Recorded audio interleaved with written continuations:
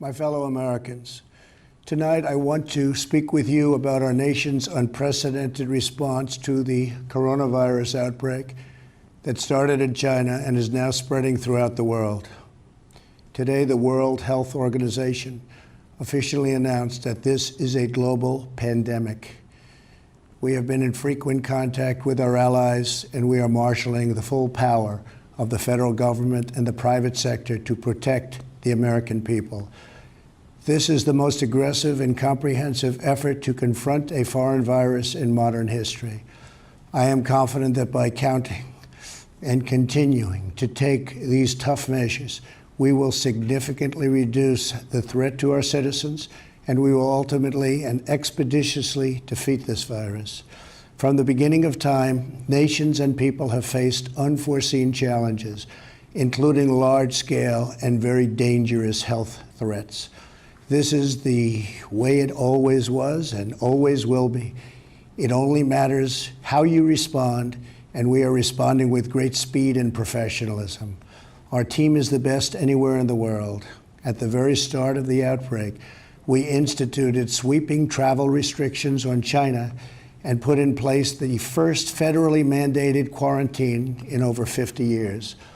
We declared a public health emergency and issued the highest level of travel warning on other countries as the virus spread its horrible infection. And taking early, intense action, we have seen dramatically fewer cases of the virus in the United States than are now present in Europe. The European Union failed to take the same precautions and restrict travel from China and other hotspots. As a result, a large number of new clusters in the United States were seeded by travelers from Europe. After consulting with our top government health professionals, I have decided to take several strong but necessary actions to protect the health and well-being of all Americans. To keep new cases from entering our shores, we will be suspending all travel from Europe to the United States for the next 30 days. The new rules will go into effect Friday at midnight. These restrictions will be adjusted subject to conditions on the ground. There will be exemptions for Americans who have undergone appropriate screenings, and these prohibitions will not only apply to the tremendous amount of trade and cargo, but various other things as we get approval. Anything coming from Europe to the United States is what we are discussing. These restrictions will also not apply to the United Kingdom. At the same time, we are monitoring the situation in China and South Korea, and as their situation improves, we will reevaluate the restrictions and warnings that are currently in place for a possible early opening. Earlier this week, I met with the leaders of health insurance industry who have agreed to waive all co-payments for coronavirus treatments, extend insurance coverage to these treatments, and to prevent surprise medical billing. We are cutting massive amounts of red tape to make antiviral therapies available in record time. These treatments will significantly reduce the impact and reach of the virus. Additionally, last week I signed into law an $8.3 billion funding bill to help CDC and other government agencies fight the virus and support vaccines, treatments, and distribution of medical supplies. Testing capabilities are expanding rapidly day by day. We are moving very quickly. The vast majority of Americans, the risk is very, very low. Young and healthy people can expect to recover fully and quickly if they should get the virus. The highest risk is for elderly population with underlying health conditions. The elderly population must be very, very careful. In particular, we are strongly advising that nursing homes for the elderly suspend all medically unnecessary visits. In general, older Americans should also avoid non-essential travel in crowded areas. My administration is coordinating directly with communities with largest outbreaks, and we have issued guidance on school closures, social distancing, and reducing large gatherings. Smart action today will prevent the spread of the virus tomorrow. Every community faces different risks, and it is critical for you to follow the guidelines of your local officials who are working closely with our federal health experts, and they are the best. For all Americans, it is essential that everyone take extra precautions and practice good hygiene. Each of us has a role to play in defeating this virus.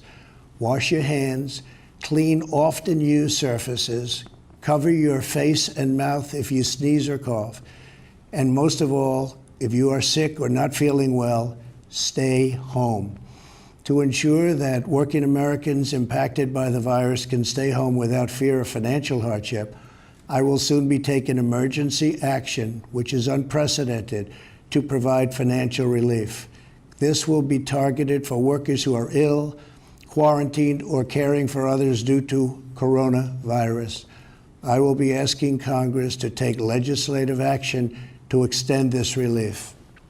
Because of the economic policies that we have put into place over the last 3 years, we have the greatest economy anywhere in the world by far.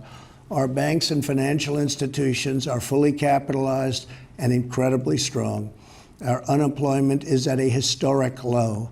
This vast economic prosperity gives us flexibility, reserves, and resources to handle any threat that comes our way.